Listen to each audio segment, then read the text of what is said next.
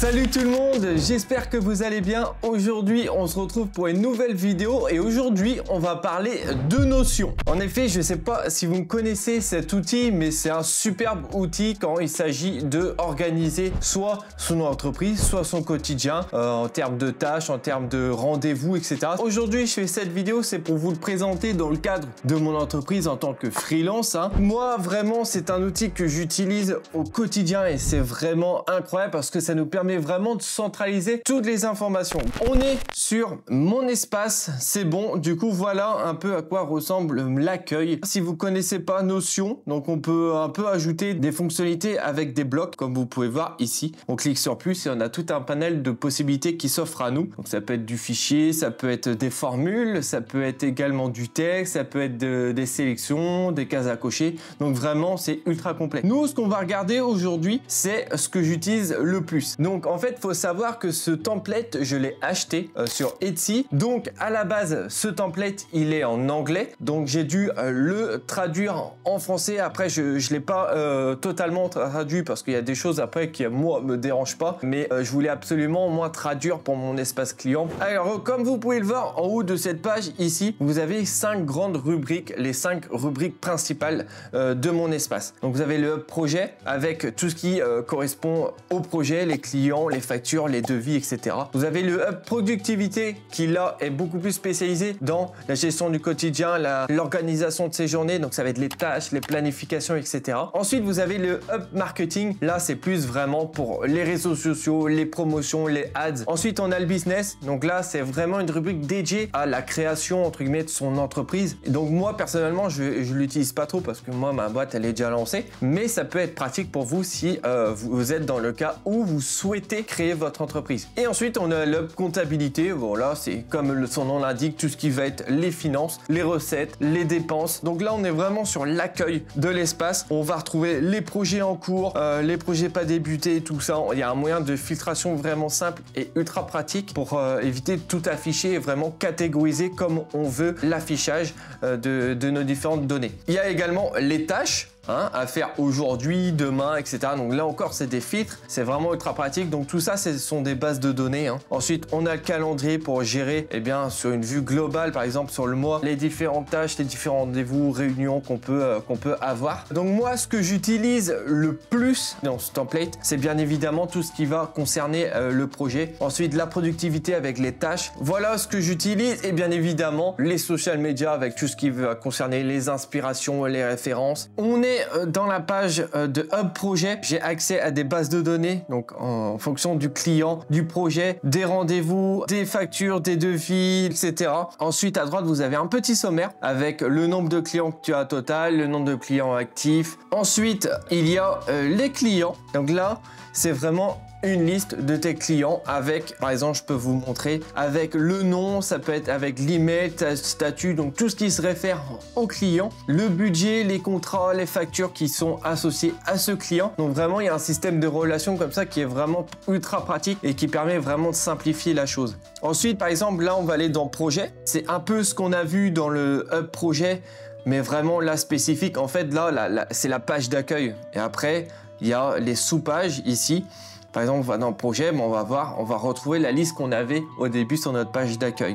On va prendre l'exemple pour vous montrer un peu à quoi ça ressemble, moi, un projet avec moi, comment je le gère. Bien, par exemple, on va prendre la vidéo avec Art Angel Rome. On va la mettre en grand. C'est le gagnant en fait du concours que j'ai réalisé en fin d'année 2023. Et donc voilà à quoi ça ressemble son espace, du moins l'espace du projet. Il me permet bien de rappeler un peu l'objectif, la vue globale du projet. Donc là, on a dit que c'était une vidéo au format un peu interview de 2 à 3 minutes dans lequel on va présenter son entreprise, son activité ainsi que ses produits. Ensuite, il y a également les livrables clés. Donc là, c'est ce que je vais devoir moi envoyer en termes de fichiers aux clients. Donc là, c'est une vidéo verticale pour une diffusion sur Instagram et on a toutes les tâches qui sont liées, les documents en termes de factures, contrats, devis. Donc là, il n'y en aura pas comme c'est un concours et qu'il a gagné, donc c'est gratuit. Sur la droite ici, on a des notes qu'on peut ajouter, le client en question, les différents rendez-vous qui sont liés à ce projet. et le formulaire de retour, le témoignage du client qui fait suite à la fin du projet. Ensuite, il y a les factures. Donc là, c'est pareil, c'est une base de données de factures. Donc vraiment, c'est ultra génial parce que ça permet vraiment de centraliser tout. On peut tout centraliser, les devis, les factures. Et du coup, c'est vachement sympa pour pouvoir s'organiser rapidement. Les devis, voilà, comme je vous disais, ça se trouve juste là. Ensuite, on a les contrats. Si jamais on en réalise. Là, si par exemple vous voulez regarder les feedbacks, on a accès aux différents feedbacks, voilà, qui peuvent être créés. Donc là, c'est une liste. Ensuite, maintenant, on va regarder les tâches qui sont prévues. Donc là, on retrouve les tâches générales que je dois avoir. Là, je les ai filtrées de façon à ce que dans cette base de données, ça affiche celles qui n'ont pas été encore réalisées et celles-là, celles qui ont déjà été réalisées. Et là, on a du tri de aujourd'hui et demain. Donc voilà, pour l'instant, il n'y a rien, mais je les ajoute quand je le souhaite. Et le plus important également, c'est tout ce qui va concerner les réseaux sociaux avec les inspirations, les réseaux sociaux cette semaine, le portfolio, les promotions ads. Donc comme je vous l'ai dit, les promotions ads, portfolio, je ne les utilise pas.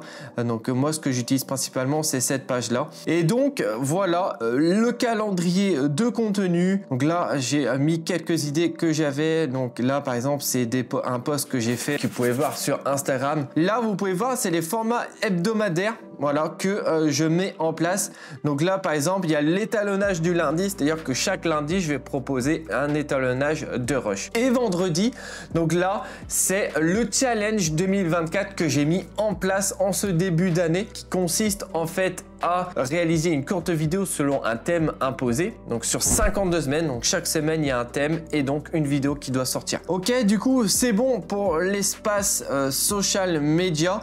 Après il y a les témoignages clients bien évidemment qui peuvent être importants. Donc là j'ai répertorié quelques témoignages que j'avais reçus de mes clients et des personnes à qui j'ai pu présenter mon travail, mais tout ce qui va être referral, online, les ads, ça, tout ce qui est sur la gauche, là, pour l'instant, j'utilise pas. Et la comptabilité, c'est vrai qu'aussi aujourd'hui, je ne l'utilise pas énormément. Surtout que cet outil, je l'ai mis en place il y a quand même peu de temps. Et du coup, je n'ai pas forcément beaucoup de données à vous montrer. Mais ça peut quand même être un très bon outil à voir dans le futur si jamais j'en ai réellement l'utilité. Dans chaque projet que je mène avec le client, en fait, il y a un espace collaboratif qui est créé. Donc là, ce que j'utilise, c'est un autre template qui est à part et c'est les portails pour mes clients. Donc voilà comment ça se présente. En gros, c'est le rappel que j'ai moi dans mon business template. Donc là, on retrouve les projets, sauf que quand on clique dessus, par exemple, pour le projet avec Angel Rome, et bien là, c'est l'espace collaboratif qu'il aura accès pendant toute la durée du projet. Et bien ici, on a forcément le titre, la timeline, la durée du projet, le type de vidéo que c'est, l'email du client. On a également la cover si on veut mettre un peu d'illustration. Client invite, ça c'est pour moi pour me dire tiens, c'est bon, le portail il est prêt pour Portal Setup. Client invite, c'est qu'il a été invité sur l'espace collaboratif ici, et done, ça c'est une fois que le projet est terminé. Ici vous avez la chronologie qui reprend la timeline, vous avez un petit espace de contact pour avoir mes coordonnées pour me contacter, et je mets également en place une documentation utilisateur qui va permettre à mon client de prendre en main l'outil, savoir ce qu'il va pouvoir faire, comment le faire. Donc c'est vraiment une documentation de quelques pages qui va vraiment l'aider. Donc là vous avez l'organisation du projet avec les différentes phases en fait, hein, c'est ni plus ni moins que ça, avec le premier contact. Donc là c'est quelque chose que je vais venir mettre à jour au fur et à mesure du projet. Par exemple, lorsque le devis est signé, je vais mettre terminé. De base, il peut être pas débuté ou en cours. On a également toutes les tâches qui sont liées forcément à ce projet-là. Donc, il aura accès à les tâches. Il verra ce qui a été fait, ce qui n'a pas été encore fait, etc. Un petit sommaire à droite pour avoir différentes données et le calendrier pour avoir une vue globale sur les rendez-vous, les tâches, etc. à effectuer. Donc là, l'introduction, c'est ce qu'on peut retrouver un peu dans le projet, sauf que là, le client là a directement une vision dessus. Donc je rappelle le contexte, je rappelle également les fichiers livrables, les révisions. Par exemple là, les révisions, j'en propose 3. Donc on a une, ce que je vais faire, c'est que je vais envoyer une première version pour valider l'enchaînement des plans. Soit il valide, soit on modifie. Ensuite, on a la deuxième version où là, je propose une version de la vidéo avec des effets, les bruitages, les musiques. Et la troisième, c'est le look de la vidéo, donc l'étalonnage. Donc ça, c'est vraiment la fin. Ensuite, on a les ressources clients. Donc là, c'est ce qui va concerner son entreprise. Par exemple, ça peut être la charte graphique avec les typographies, les logos. Donc ça, il me les envoie ici, je les récupère et comme ça, je peux les intégrer à la vidéo. Là, on a une petite rubrique communication. Donc là, c'est pour dire, tiens, je suis libre à tel moment, nous pouvons effectuer des appels de telle manière avec tel outil, etc. On a les contrats. Donc pour l'instant, je les utilise pas trop comme je vous l'ai dit, mais là, il y a un espace pour avec les coordonnées de l'entreprise, les différents fichiers signés, etc.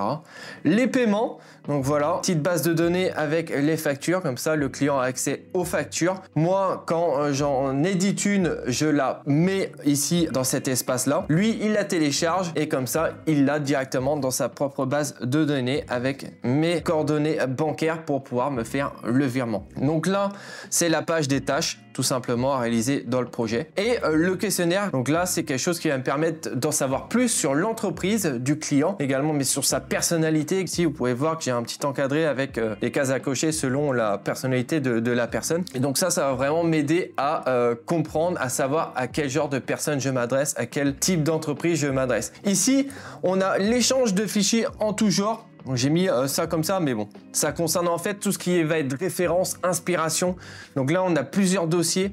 Par exemple, moodboard, look étalo, version, les différentes versions que je vous ai parlé tout à l'heure et les fichiers livrables. Donc si je vous le présente, par exemple, moodboard, bah, ça va être les références, hein, comme ça l'indique. Donc là, ce que j'ai mis en place, c'est 2 blocs qui peuvent être dupliqués, etc. pour expliquer un concept qu'on aime dans une référence. Quel élément fait que c'est important, qu'on peut se servir de base pour la propre vidéo du client. Donc voilà, là, le client, il a accès à ça, il va pouvoir ajouter ses concepts. Moi aussi, c'est pour ça que j'ai mis ajouter par TI-Prod et le client. Comme ça, on va pouvoir chacun échanger nos idées sur le projet. Ensuite, on les valide pas, mais au moins, c'est un moyen d'avoir accès aux informations. Look étalo, en fait, ça va concerner l'étalonnage spécifiquement. Si le client a une envie particulière en termes de colorimétrie, là, c'est le moyen de m'envoyer des screenshots, des images de films, de séries qu'il aime et qu'il souhaite reproduire pour sa propre vidéo. Les versions, donc là, c'est pareil. J'envoie les différentes versions avec les fichiers qui sont associés. Et ici, dans ces encadrés-là, le client il va me faire son retour, les choses qu'il souhaite améliorer, ce qu'il aime déjà dedans. Donc ça, il y a la même structure pour chacune des 3 versions. Et ensuite, les fichiers livrables, voilà, les fichiers photos quand il y en a, les fichiers vidéo également qui va être la base de chaque projet. Qu'est-ce qu'il y a d'autre? Il y a les rendez-vous, donc ça vous savez très bien à quoi ça fait référence, avec les notes des réunions éventuellement qui sont associées. Donc ça permet aussi au client là dans ce cas d'avoir une visu sur ce qu'on s'est dit pendant notre conversation téléphonique.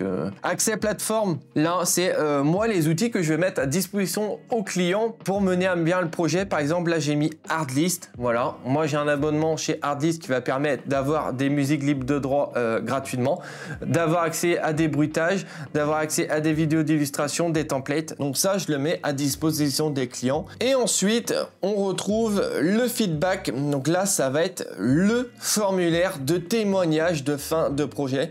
Donc ça, c'est quelque chose d'aussi très important quand on mène un projet, c'est d'avoir le retour qui fait suite tout simplement à la fin de celui-ci. Donc là, je mets un formulaire, donc des questions, mais également une note à me donner sur une échelle de 1 à 5 sur la satisfaction du client par rapport au service. Donc là, vous avez toute une liste de questions. Le projet répond à mes attentes, profondément désaccord. Donc là, il y a 5 possibilités. Donc voilà un peu comment se gère mon espace collaboratif. Si jamais vous voulez mettre ça en place, je vous encourage vraiment à le faire. Vraiment, c'est un super moyen. Donc voilà, c'était mon espace collaboratif et d'entreprise. J'espère que ça vous aura peut-être aidé aussi à prendre une décision précision. Je mettrai le lien du template que j'ai acheté dans la description. Comme ça, peut-être que vous aussi, vous serez amené à l'acheter et à le configurer de la manière dont vous souhaitez. On se dit à plus tard pour une prochaine vidéo et n'hésitez pas à me mettre en commentaire si vous utilisez Notion pour gérer votre entreprise et vos projets. Sur ce, je vous dis bonne journée, bonne soirée, bonne nuit et à plus tard dans une prochaine vidéo. Salut!